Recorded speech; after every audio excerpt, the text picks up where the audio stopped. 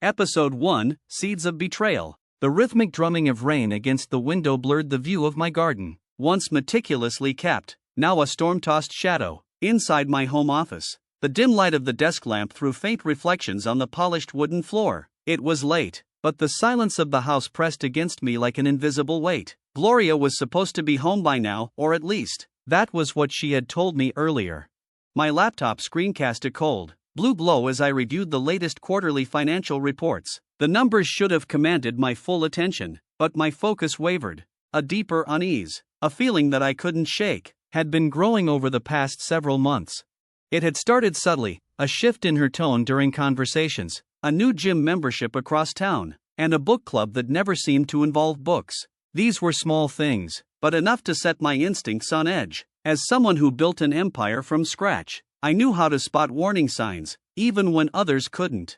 A chime interrupted my thoughts, a notification from my private investigator, Thomas Reed. My chest tightened as I clicked on the email, and the subject line was stark and to the point, weekly report. I opened it, dreading what lay ahead. The photos came through one by one.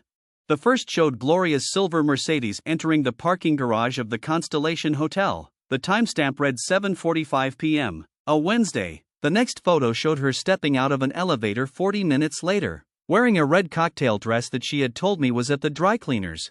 My breath caught as the final image loaded. Russell Maxwell, my business partner and someone I once called a friend, followed her out 5 minutes later. His tie was loosened, and his expression was unmistakably smug. 8 years of partnership, 8 years of building Lee and Maxwell Enterprises from the ground up, and now, the man I had trusted most was sneaking around with my wife. The door to my office creaked open, and I closed the email swiftly. Maria, our housekeeper, stood hesitantly in the doorway. Mr. Lee, Mrs. Lee called. She said her dinner with Kate was running late. She won't be home until 11, she said softly. I glanced at my watch, 9:45 p.m. The timing lined up perfectly with the photos. Gloria's habitual Wednesday night calls were nothing more than part of her well-rehearsed routine. Thank you, Maria. You can head home for the night, I replied, my voice calm despite the storm brewing inside me. She nodded and left, the soft click of the door signaling her departure. Alone again, I reached for the leather-bound notebook I kept hidden in the safe behind my desk. Inside, I had documented every anomaly, every inconsistency that had surfaced over the last few months. Passwords she changed without explanation, sudden, unexplained purchases, and now, photos that confirmed my worst suspicions. I added tonight's details to the growing list, each entry a nail in the coffin of trust one once had for her. As I stared at the meticulous records, my phone buzzed on the desk. A text from Jonathan Griffith, my corporate lawyer and oldest friend, appeared on the screen. Got your message. Free for breakfast tomorrow? That diner on 7 a.m.?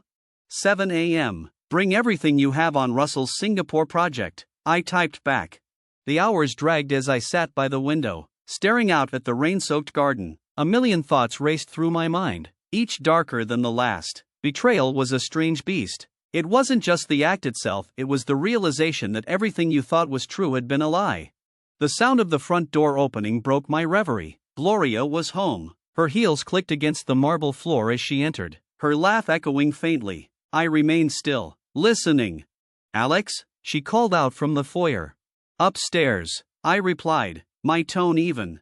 Moments later, she appeared in the doorway of my office. Her blonde hair was damp from the rain, her makeup intact but slightly faded. The red dress was gone, replaced by a casual outfit that betrayed none of the evening's events. You're still working? She asked, walking toward me.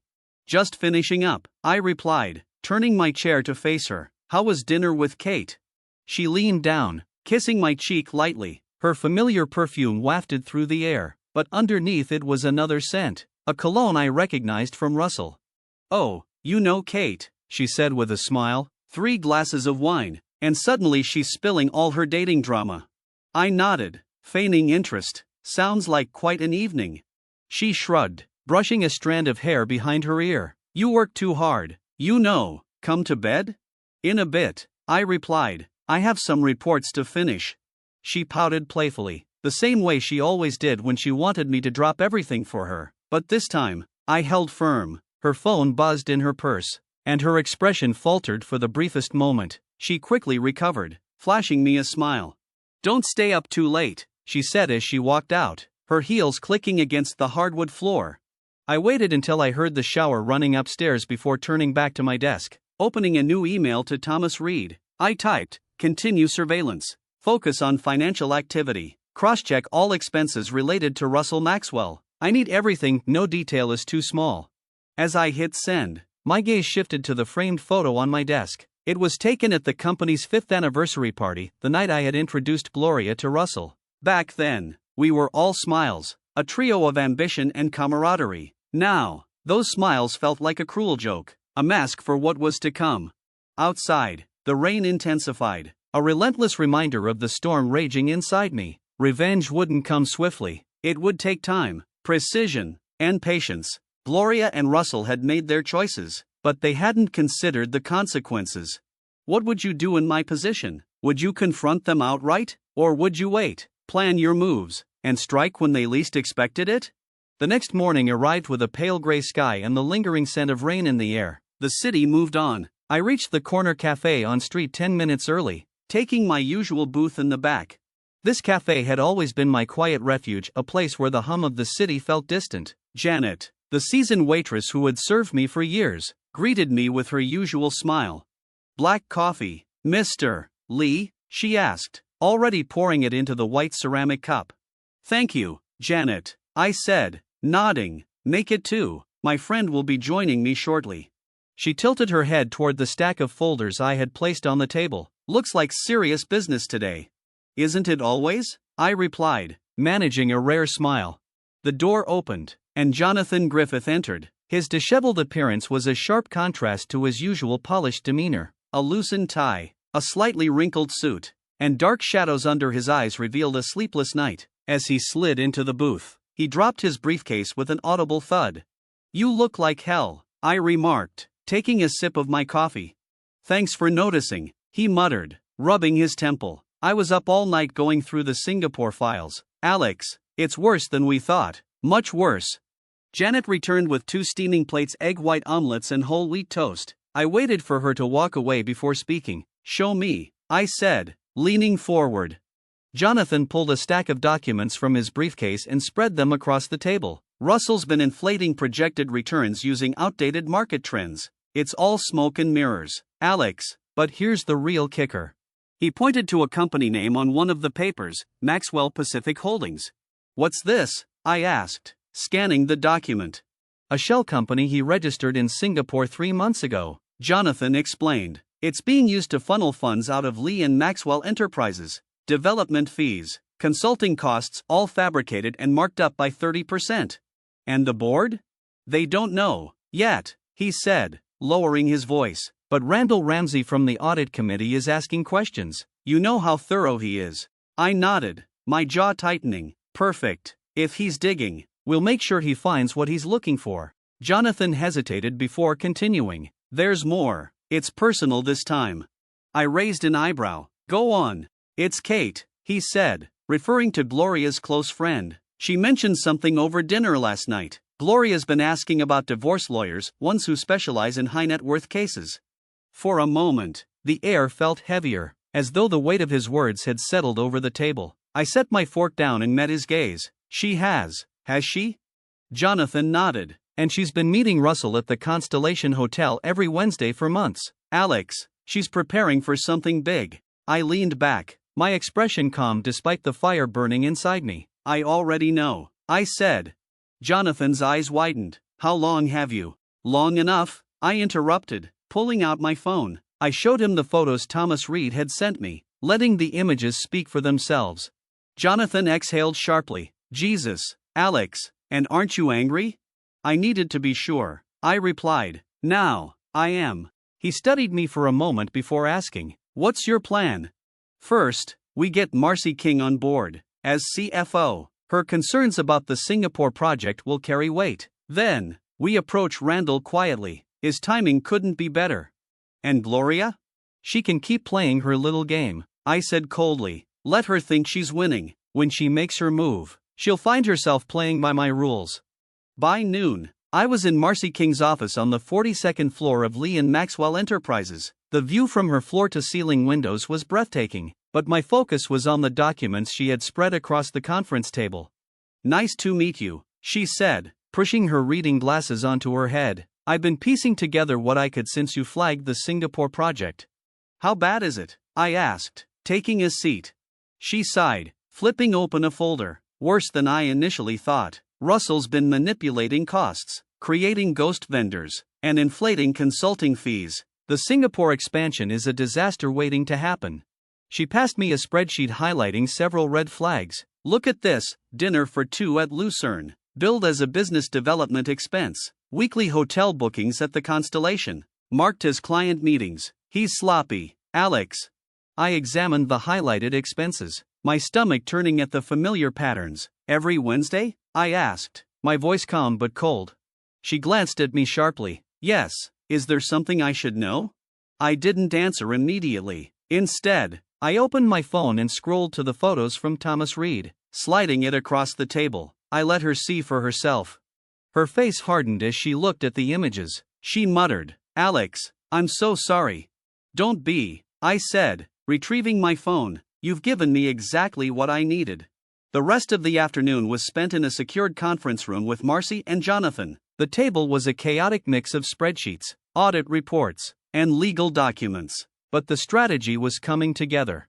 "This has to be bulletproof," I said, my voice firm. "No loose ends, no room for him to wiggle out of it." Marcy nodded, her fingers flying over her laptop keyboard. "The financial evidence alone will convict him. The board will have no choice but to act." "And Gloria?" Jonathan asked hesitantly. "She'll fall with him," I said, my voice devoid of emotion. "They both will. People are responsible."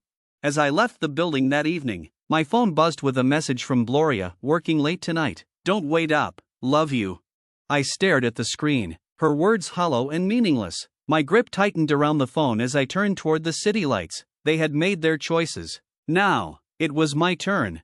The rain had stopped, but the air in Manhattan carried a lingering chill that mirrored the unease inside me. I arrived at Lee and Maxwell Enterprises early, the building unusually quiet as the city stretched into the workday. The silence of my office offered no comfort. Today, the first pieces of the plan would be set in motion, and I needed to ensure nothing went astray.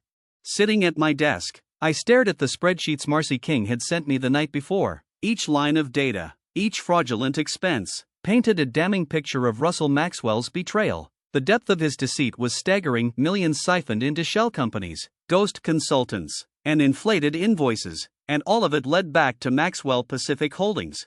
The evidence wasn't just damaging, it was devastating. At 9:30 a.m. sharp, Marcy arrived, her presence commanding as always. She carried a sleek leather portfolio, her expression one of controlled intensity. "We're ready," she said, setting the portfolio on my desk. "Randall Ramsey is prepared to present the findings at tomorrow's emergency board meeting. He's reviewed the discrepancies, and his team has corroborated the numbers." "Good," I replied, flipping through the documents. Every page was another nail in Russell's coffin. "And the accounts?" "Frozen as of 8 a.m., she confirmed. "He won't have access to a single cent. Once the board sees this, there's no way he'll escape." Marcy hesitated, her professionalism wavering for a moment. "Alex, are you sure you want to go this far? Once this becomes public, Russell won't just lose his position, he'll lose everything." "And Gloria?" My expression hardened. "Gloria made her choice. Marcy, she's no longer my concern." She nodded, though her eyes betrayed a flicker of sympathy. "Understood. I'll finalize the preparations." As she left, I allowed myself a moment of reflection. Gloria and Russell had underestimated me, believing my silence was a sign of ignorance, but they would soon learn that silence could be the most dangerous thing. By mid-morning, I was in Jonathan Griffith's office, a modern space overlooking the city. The man who had been my legal confidant for over a decade was already sifting through documents when I arrived. "You're early," he remarked without looking up. "I need an update," I said, taking a seat across from him. Jonathan slid a folder across the desk. "It's all in there. Maxwell Pacific Holdings is a house of cards. Every transaction we've flagged traces back to it. Once we present this to the board, Russell won't just lose his job, he'll face criminal charges." I opened the folder, scanning the incriminating details. The audacity of Russell's scheme was almost admirable in its complexity. And Gloria? Jonathan hesitated before responding. She's been making regular transfers from your joint account into a private one. The amounts are small, nothing that would raise alarms, but it's clear she's preparing for something. I clenched my jaw, anger simmering beneath the surface. Let her think she's ahead. The moment she makes her move, we'll shut her down. Jonathan studied me carefully. Alex, you don't have to handle this alone. If you need what I need, I interrupted, is for them to pay. They betrayed my trust and my loyalty. This isn't just about the company, it's personal. He nodded, understanding the finality in my tone. The divorce papers are ready. When you're ready to file, everything is airtight. She won't get a cent more than the court allows. Good, I said, closing the folder. Tomorrow, we take the first step. The rest of the day passed in a blur of final preparations. At 3 p.m., I convened with Marcy and Jonathan in the executive conference room. The atmosphere was tense, the weight of what we were about to do hanging over us. Once Randall presents the findings, we'll move to freeze all remaining accounts tied to Maxwell Pacific Holdings, Marcy explained, her tone sharp and efficient. And the board? I asked. They're already suspicious, Jonathan replied. Randall's been discreetly sharing his concerns. Once he lays everything out, they'll have no choice but to act. Good, I said, my voice firm. And Russell? Marcy exchanged a glance with Jonathan before answering. He's scheduled a private meeting with an investor tomorrow morning. It looks like he's trying to secure last-minute funding to cover his tracks. Desperation. It was written all over his actions. Desperate men made mistakes. That evening, I returned to my penthouse, the city lights stretching out below me like a sea of possibilities. I stood by the window, the weight of the day settling over me. The first phase of the plan was complete, but tomorrow would bring the real test. My phone buzzed with a notification. It was a message from Thomas Reed, accompanied by more damning evidence. Gloria and Russell met at the Constellation Hotel again today, room 503, left separately at 7:15 p.m., attached are photos and receipts. I opened the attachments, my stomach turning at the images. Gloria's radiant smile, Russell's hand lingering on her waist. They were bold, almost mocking in their carelessness. A second message followed. Russell's accounts were frozen at 8 a.m., as instructed. He's already started making calls to his lawyers. The next morning, I arrived at the office early, the tension in the air almost palpable. By 9 a.m., Russell was pacing in his office, his phone pressed to his ear. I watched him through the glass walls of the boardroom, his agitation evident in every movement. I entered his office without knocking, savoring the momentary flash of panic on his face. Russell, I said smoothly, you seem tense. He ended his call abruptly, forcing a smile. Alex, didn't expect to see you. I was just passing by, I said, leaning casually against the doorframe. Everything all right? Just a minor hiccup with the Singapore expansion, he replied, his voice tight. Nothing to worry about. Of course, I said, my tone neutral. As I walked away, a small smile tugged at the corners of my mouth. The stage was set, and Russell was walking straight into the trap I had laid. This wasn't just about business anymore, it was about justice. Betrayal wasn't something I could forgive, and I wouldn't let them get away with it. What would you do in my position? Could you stay calm and calculated, or would you confront them head-on?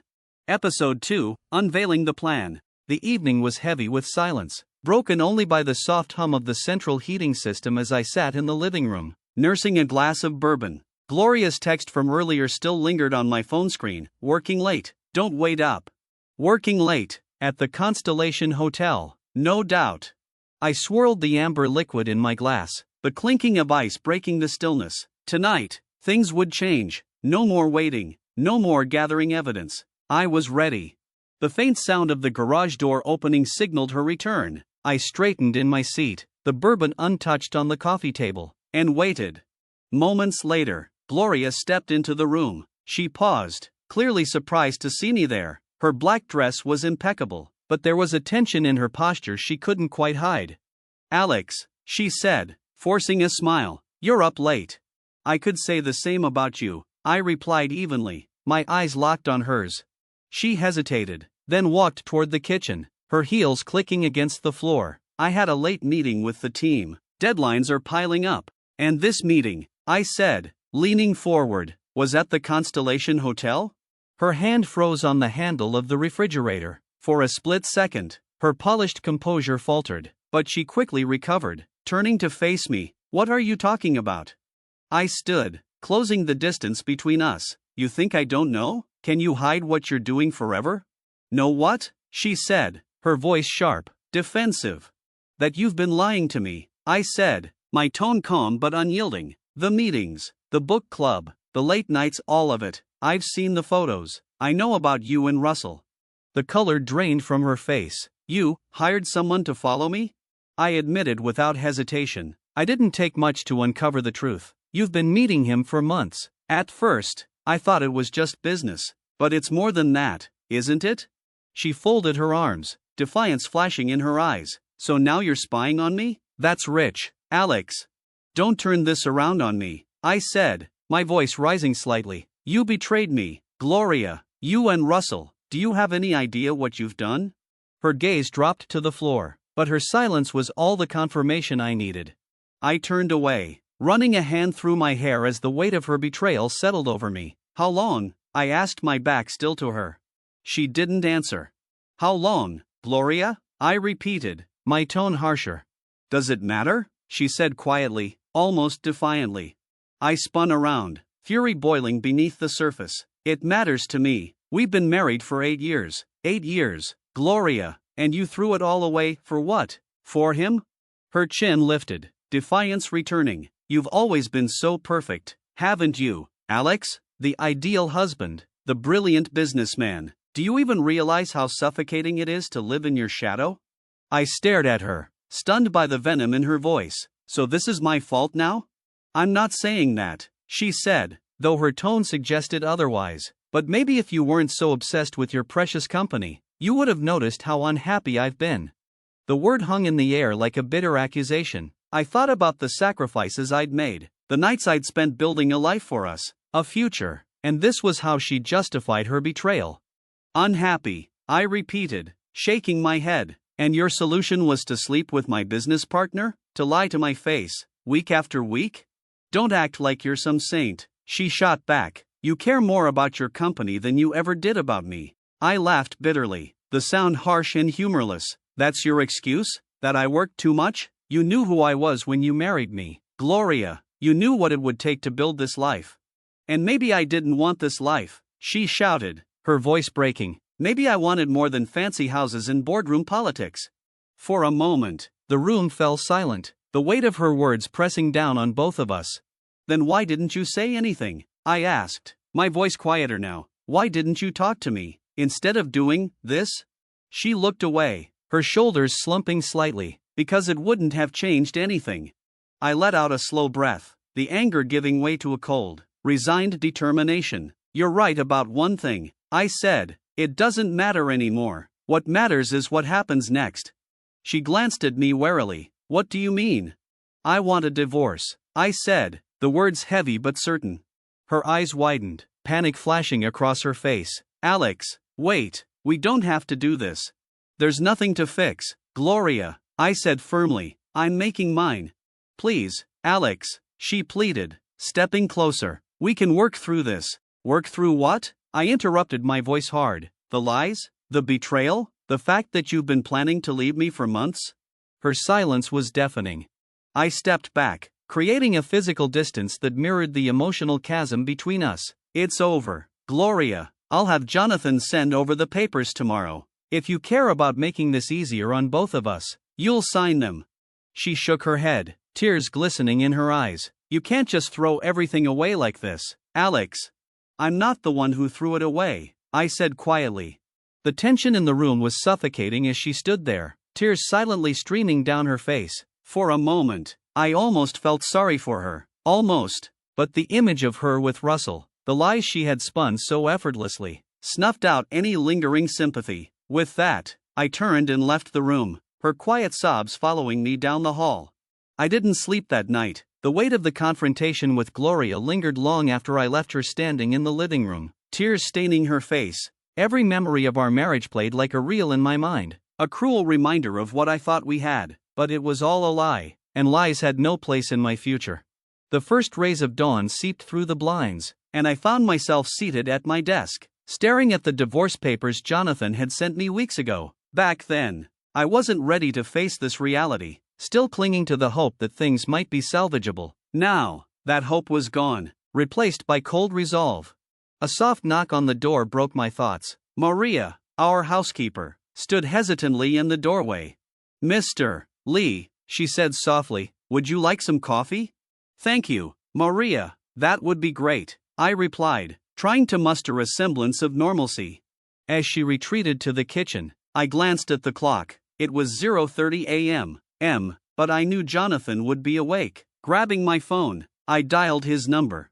"Alex?" he answered groggily. "It's early, what's going on?" "I need to finalize the divorce papers," I said without preamble, "and I need them sent to Gloria by the end of the tomorrow." There was a pause. "So it's come to that?" "It has," I said firmly. "She left me no choice." "All right," Jonathan said, his tone shifting to business. "I'll make sure everything is in order. Are you planning to discuss the terms with her first?" "I already did," I said bitterly. "She's not going to sign willingly, but that doesn't matter. She'll have no choice once this is over." By 9 a.m., I was in my office at Lee and Maxwell Enterprises, preparing for the day's battles. The confrontation with Gloria was only one part of the storm brewing in my life. Russell Maxwell was the other, and he was about to face the consequences of his betrayal. Marcy King entered, a folder in hand and a determined look on her face. "Good morning, Alex," she said briskly. "I've updated the financial reports with the latest findings. I am ready to present everything to the board." "Excellent," I said, taking the folder from her. She hesitated, her expression softening. "How are you holding up?" I glanced up at her, surprised by the question. Marcy wasn't one for personal inquiries. "I'm fine," I said, though the words felt hollow. She gave me a knowing look but didn't press further. "If you need anything, let me know. In the meantime, I've scheduled a call with Jonathan for 11 a.m. to discuss the legal implications of the upcoming meeting." "Thank you, Marcy, I appreciate it." As she left, I opened the folder and began reviewing the documents. Every page reinforced my decision to go forward with the plan. Russell had used the company's resources for his gain, leaving a trail of fraud and deceit. He thought he was untouchable, but today, he would learn otherwise. At 11 a.m., I joined a conference call with Jonathan and Marcy. The discussion was direct and to the point, outlining every step we would take to ensure Russell's be responsible. I said, "I want everything airtight." Marcy chimed in, "We've also prepared a statement for the board, emphasizing the need for immediate action." "They will," I said firmly, "make sure the audit team is ready to answer any questions." That evening, I returned home earlier than usual. Gloria's car was in the driveway, but the house was eerily quiet. Steeling myself, I entered the living room to find her sitting on the couch, staring blankly at me. I put the divorce papers on the table. "You're home early," she said, her voice devoid of emotion. "I wanted to make sure you had time to review the papers," I replied evenly. She looked up at me, her eyes filled with a mix of anger and desperation. "You're really doing this?" "I am," I said simply. She shook her head, her hands trembling as she held the papers. "You're willing to throw away everything we've built, just like that?" "You threw it away the moment you betrayed me," I said, my voice hard. "I made a mistake," she said, tears streaming down her face, "but we will have a better solution." "There's nothing to fix, Gloria," I said. "This isn't just a mistake, it's a choice you made over and over again." Her tears turned to anger as she slammed the papers onto the table. I turned to leave, my resolve unwavering. "Please give you sign those papers soon," I said. "After that, I'll let the courts handle it." She didn't stop me as I walked away, the sound of my footsteps echoing through the empty halls. The city was awake, but my thoughts remained miles ahead, racing toward the crucial moment when everything would come to light. As I entered the towering glass doors of Lee and Maxwell Enterprises, the hum of the office felt different today. It wasn't just another day, it was the prelude to what would define my future. I walked into my office, where the morning light filtered through the expansive windows, casting long shadows across the polished wood floor. Waiting for me on the desk was a meticulously prepared binder. Marcy King's efficiency never failed to impress. "Good morning, Alex," Marcy greeted as she stepped into the room, her presence as commanding as always. She carried her tablet in one hand and a cup of coffee in the other. We finalized his review of the audit findings. We are ready for tomorrow. I nodded, flipping through the binder she had prepared. It contained every piece of evidence we'd gathered against Russell Maxwell, organized with precision. Fraudulent invoices, inflated contracts, shell companies, it was all there. This is solid, I said, my voice steady. If anyone on the board had doubts, this will erase them. Marcy took a seat across from me, placing her tablet on the desk. Russell won't go down without a fight, she said, her tone measured but firm. He'll try to spin this, claim it's all a misunderstanding. He can try, I replied, leaning back in my chair, but the numbers don't lie, and once the board sees the potential damage to the company's reputation, they'll have no choice but to act. Marcy nodded, though the tension in her expression didn't fade. There's another factor to consider, she said. Russell has built strong alliances within the board over the years. Some members might hesitate to vote against him. Then we make it clear what's at stake, I said. Their loyalty is to the company, not to Russell. If they want to protect their investments, they'll do the right thing. The next few hours were spent in intense preparation. Marcy and I reviewed the presentation slide by slide, ensuring every detail was airtight. The visuals were clean and impactful, each one designed to drive home the severity of Russell's actions. Anticipate his defense, I said as we worked. He'll claim the discrepancies were mistakes or that the transactions were approved by other departments. We need to counter that immediately. We'll lead with the audit findings, Marcy replied. The evidence is irrefutable, but we should also be ready to address his relationships with board members. He might try to use those connections to sway the vote. I said coldly, by the time we're done, even his closest allies won't want to be associated with him. At noon, I met Jonathan Griffith in his office. His desk was cluttered with legal documents, each one representing a piece of the puzzle we were about to complete. Jonathan nodded, his expression serious. They will be desperate, Alex. They did not know what was coming. Good, I said, let them sweat.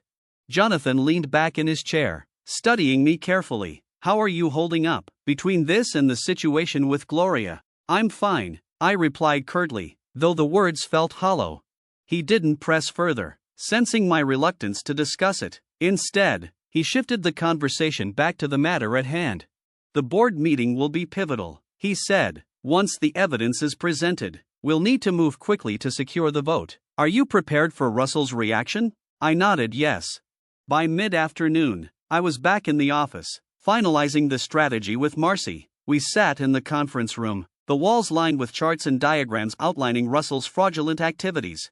What's our contingency plan if the board hesitates? Marcy asked, her tone sharp.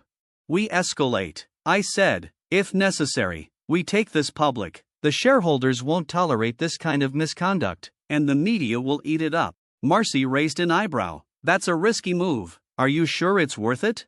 It's not just about Russell, I said, my voice hard. This is about the company's future. If we don't act decisively, the fallout will be catastrophic. She nodded, her resolve matching mine. Understood. I'll make sure the audit team is prepared. As the day wound down, I found myself alone in my office, staring out at the city below. The skyline was bathed in the warm hues of sunset, a stark contrast to the cold determination I felt. My phone buzzed with a notification, a message from Thomas Reed.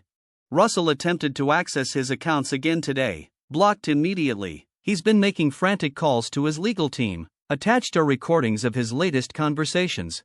I opened the files, listening to Russell's increasingly desperate tone. It was clear he was running out of options, and it was only a matter of time before he realized just how cornered he was. Another message followed. Gloria hasn't made any moves regarding the divorce papers. She's been keeping a low profile since your confrontation. I sighed, the mention of her name stirring a mix of emotions I wasn't ready to face. Shoving the thoughts aside, I focused on the task at hand. That evening, I returned to the penthouse, exhaustion tugging at me but failing to dull my resolve. The lights of Manhattan stretched out before me, a reminder of the stakes at play. As I poured myself a drink, I thought about the road ahead. The shareholder meeting would be a turning point, not just for the company but for me. Russell's betrayal, Gloria's lies, they had pushed me to the brink, but now, I was taking back control. Lifting the glass to my lips, I made a silent vow, I would see this through, no matter the cost. Episode 3, The Trap is Set. The next morning broke with a steely chill that seemed to echo the tension simmering beneath the surface of my carefully constructed plan. I arrived at Lee and Maxwell Enterprises earlier than usual, my mind sharper than ever. Today, the trap I had spent weeks setting would begin to spring shut. The boardroom on the 45th floor was bathed in muted sunlight filtering through the floor-to-ceiling windows. The room, with its sleek oak table and high-backed chairs, was designed to convey authority and stability, qualities that had been hurt by Russell Maxwell's betrayal. But not for long. Marcy King was already in the room, organizing documents with meticulous care. She glanced up as I entered, her expression a mix of determination and controlled anticipation. "Everything's ready," she said, her voice calm but firm. "The board will be here in 30 minutes, and the presentation is queued up. I've double-checked every slide and every document. There's no room for doubt." "Good," I replied, setting my briefcase on the table. "Today, we show them who Russell really is. This isn't just about letting everyone know what he has done, it's about ensuring no one else ever questions this company's integrity." Marcy nodded, but her eyes lingered on mine for a moment. "You know this is going to get messy, right? Russell isn't the type to go quietly." "I'm counting on it," I said, allowing a faint smile. "Desperate men make mistakes, and mistakes are leverage."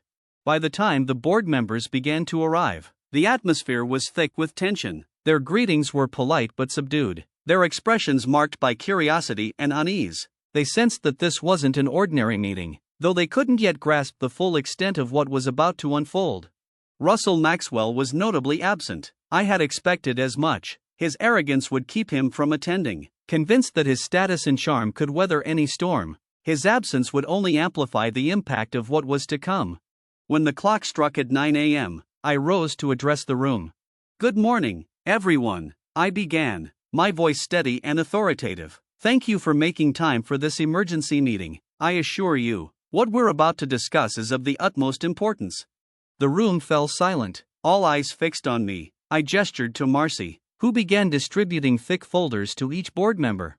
"These documents contain the findings of an internal audit conducted over the past month," Marcy explained, her tone measured but firm. "The focus of this audit was the Singapore expansion project, a venture that, on the surface, appeared to be a promising opportunity. However, the reality is far more troubling." As the board members opened their folders, the room was filled with the rustle of papers and the faint hum of disbelief. Gasps punctuated the silence as they absorbed the detailed evidence of Russell's fraud. I watched their faces closely, noting the widening eyes, the furrowed brows, and the shared glances of alarm. "This can't be real," Margaret Hollis murmured, her voice trembling. She flipped through the pages, her expression growing darker with each new revelation. "This is cheating." "It is," I replied, my tone cold and deliberate. "Russell Maxwell used Maxwell Pacific Holdings, a shell company he established under his name, to siphon funds from this corporation. These funds were disguised as consulting fees and inflated project costs. The Singapore expansion was never a genuine effort, it was a cover for his behavior." Randall Ramsey, the head of the audit committee, leaned forward, his face flushed with anger. "These numbers are staggering. We're not talking about small discrepancies here. This is a calculated act." Marcy chimed in, her voice unwavering. "Every transaction has been verified and traced back to Russell. The evidence is irrefutable."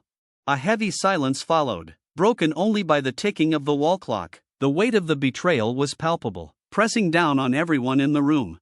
"What's the next step?" Margaret asked, her voice tight.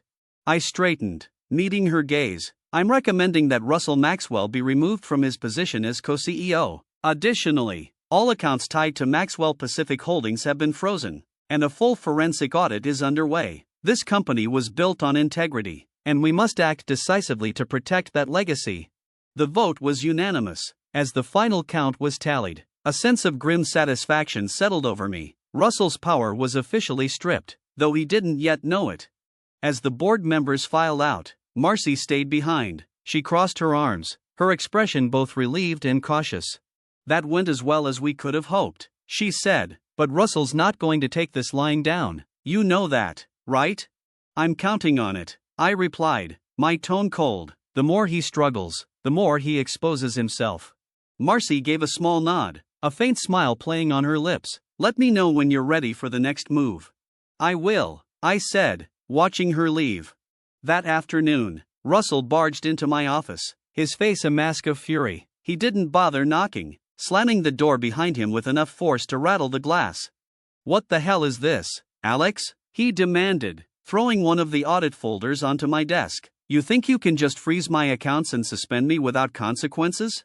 I leaned back in my chair, keeping my expression neutral. "This isn't about what I think, Russell, it's about what you did. The evidence is clear." "This is a setup," he spat, his voice rising. "You've always been jealous of me, always looking for a way to push me out." I stood, my tone hardening. "Don't make this personal. You lied to the board, and now you're paying the price." He took a step closer, his fists clenched. "You think this is over? You think you've won? Mark my words, Alex, you'll regret this." I met his glare without flinching. "We'll see." Russell stormed out, slamming the door behind him. I sat back down, my heart pounding but my resolve unshaken. The trap had been set, and Russell was doing exactly what I had anticipated. As evening fell, I stood by the window of my penthouse, the city lights stretching out before me. The first battle had been won, but the war was far from over. Russell's desperation would drive him to act, and when he did, I would be ready. The atmosphere in the office had grown heavier as the day progressed. Rumors of Russell's suspension had spread quickly, despite the confidentiality surrounding the board's decision. The whispers, the sidelong glances, and the hurried exchanges in hallways all signaled one thing: people were beginning to piece together the truth. It was exactly what I wanted. A storm of uncertainty was brewing, and Russell and Gloria were at its center. I sat at my desk, poring over the latest updates from Thomas Reed, the private investigator. His reports had been invaluable, each one peeling back another layer of the lies and deceit that Russell and Gloria had woven. His most recent email was no exception. Russell met with his legal team this morning. The meeting lasted 2 hours. Following that, he contacted 2 potential investors, both of whom declined further involvement with Maxwell Pacific Holdings. Attached are transcripts of the calls. I opened the transcripts, scanning them with growing satisfaction. Russell's desperation was evident in every word. He was grasping at straws, his confidence unraveling as reality set in. The more he scrambled, the more leverage he handed me. By 3 p.m., Marcy King entered my office, her heels clicking sharply against the polished floor. She carried her tablet and a folder, her expression serious. "We've got another development," she began, placing the folder on my desk. "Russell has been attempting to move funds between accounts. Small amounts likely to avoid detection, but it's enough to raise red flags." I leaned forward, my interest piqued. "Do we have access to the details?" "Thomas is working on it," Marcy replied, "but that's not all. Gloria withdrew $50,000 from her personal account this morning." That caught my attention. $50,000? Any idea where it's going? Marcy shook her head. "Not yet, but it's too significant to be a coincidence." I sat back, considering the implications. Gloria was careful, methodical even. A withdrawal of this size suggested she was preparing for something, perhaps an escape plan. "Keep tracking it," I said. "If she's planning to move assets or disappear, I want to know." Marcy nodded, her expression grim. "Do you think she suspects we're closing in?" "She knows something," I replied, "but she doesn't know everything. Let her believe she's in control, it'll make her fall all the more satisfying."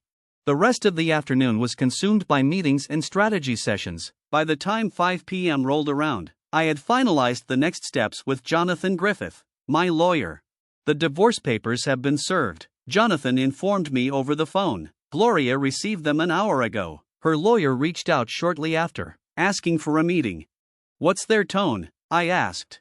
"Defensive," Jonathan replied. "They're trying to assess the strength of our position, but they won't find any weaknesses. The documents are airtight." "Good," I said, my voice cold. "Keep me updated on their response." Jonathan hesitated before adding, "Alex, you've been handling this with precision, but I'd be remiss if I didn't ask, are you sure you want to escalate this further? There's no turning back once this is in motion." "There's nothing to turn back to," I replied firmly. "This is the only way to handle everything." At 6 p.m., I received another call from Thomas Reed. "Alex, we've got something," he said, his tone brisk. "Russell attempted to transfer $2 million to a bank in the Cayman Islands this afternoon. The transaction was flagged and blocked." I allowed myself a small smile. "Is Gloria tied to this transfer?"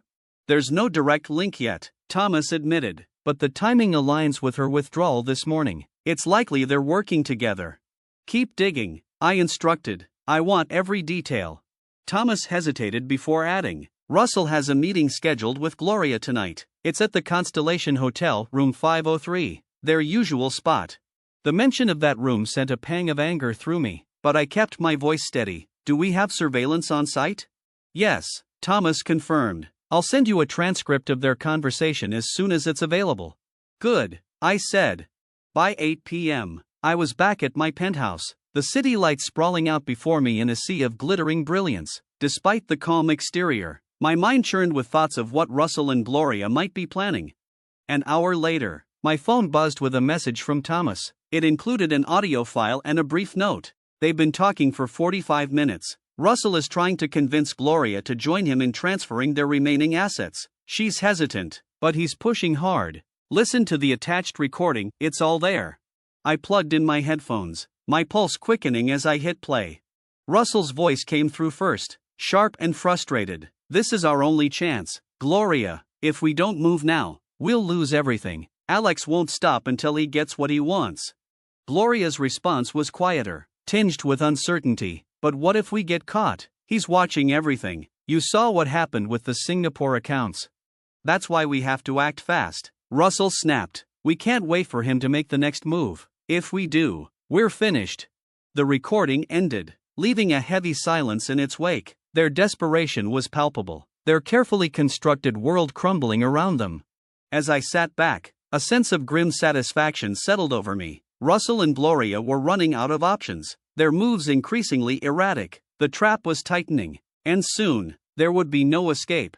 By the time morning broke, the city was already alive with the rush of commuters and the hum of activity that defined Manhattan. For me, the day promised more than the usual chaos of business dealings. It was the day Russell and Gloria would begin to feel the full weight of my strategy. When I arrived at the office, the quiet halls amplified the sense of anticipation. Marcy King was waiting in my office, her tablet in hand and a file resting on the desk. Morning, she said briskly. We've got updates from Thomas. He sent over surveillance details from the Constellation Hotel meeting. And, I prompted, sitting down and opening the folder. Russell spent most of the meeting trying to pressure Gloria into cooperating. Marcy began. I smirked. Good, the more they squabble, the less effective their moves become. What about the flagged Cayman Islands transfer? Thomas confirmed that the transaction remains frozen. She replied, Russell hasn't made any additional attempts yet, but we're keeping a close watch. I leaned back in my chair, considering the implications. Gloria's hesitation was a weakness, one that I could exploit. If she wavered for long enough, Russell's impatience would lead him to make another mistake. Keep the pressure on, I said finally. Let them feel the walls closing in. At 10 a.m., Jonathan Griffith called with another update. Gloria's lawyer reached out again this morning. He said, they're requesting a meeting to discuss settlement terms. And what was your response? I asked. I told them we'd consider it, Jonathan replied. But Alex, they're nervous. It's clear they're not confident in their position. They shouldn't be, I said coldly. Let them stew for a while. We'll agree to a meeting, but only on our terms. Make it clear that we're not backing down. Jonathan hesitated before continuing. There's something else. Gloria's withdrawal from her account yesterday, $50,000. It's been linked to a rental property in Miami. We're still investigating, but it looks like she might be setting up a fallback plan. A fallback plan. The words hung in the air, stirring a mix of anger and grim satisfaction. Gloria thought she could escape the consequences of her actions, but she was wrong. By midday, the tension in the office was palpable. The whispers about Russell had grown louder, the staff divided between speculation and silent apprehension. Despite the uncertainty, I maintained my usual composure. It was essential to project control, even as the storm swirled around us. At 2 p.m., Marcy entered my office with another update. Russell's made contact with another potential investor, she said, a hedge fund based in Chicago. The meeting is set for tomorrow morning. I raised an eyebrow. Do we know who he's meeting with? Thomas is working on identifying them, she replied, but from what we've gathered so far, it doesn't look promising for him. The fund has a strict due diligence process, and given the state of Maxwell Pacific Holdings, they're unlikely to invest. I said simply, Let them waste his time. The more doors he finds closed, the more he worries. Marcy hesitated before asking, "Do you think he'll try something drastic?" "Eventually," I said, "but not yet. Right now, he still believes he can outmaneuver us." As the afternoon wore on, I found myself reflecting on the events that had brought us to this point: Russell's betrayal, Gloria's complicity, and the lies and deceit that had festered beneath the surface for so long. They had underestimated me, believing that my trust in them made me weak. But trust wasn't weakness, it was a weapon, one they had handed me when they decided to betray it. By 5 p.m., another report from Thomas arrived, this time with critical information. "Russell has arranged a meeting with a private wealth advisor at 7 p.m. tonight. The location is a restaurant in Midtown. We've identified the advisor as David Langley, a known facilitator for offshore accounts." I read the message twice, my mind racing. Russell was escalating, his desperation driving him to take greater risks. If he succeeded in transferring assets through Langley, it could complicate my efforts to cut him off entirely. I picked up my phone and dialed Thomas. "Do we have surveillance on the meeting?" I asked as soon as he answered. "Already in place," Thomas replied. "Langley's movements have been tracked for the past 24 hours. We've got enough to tie him to Russell if it comes to that." That evening, as the city lights began to twinkle against the darkening sky, I returned to my penthouse. The weight of the day settled over me, but I refused to let it distract me from what was coming. At 8:30 p.m., my phone buzzed with a notification from Thomas. It was the recording from Russell's meeting with Langley. I poured myself a drink and sat down, pressing play on the file. Russell's voice came through first, his frustration evident. "I need this done quickly," he was saying. "The accounts are under scrutiny, and I can't risk delays." Langley's response was calm, almost dismissive. "These things take time, Mr. Maxwell. Moving this kind of money isn't as simple as flipping a switch." "I don't have time," Russell snapped. "If this doesn't happen soon, it won't matter. Everything will be gone." The conversation continued, each word adding to the picture of a man on the edge. By the time the recording ended, it was clear that Russell was running out of options. As I stared out at the city below, a sense of grim satisfaction settled over me. The trap was tightening, and Russell's every move brought him closer to his inevitable downfall.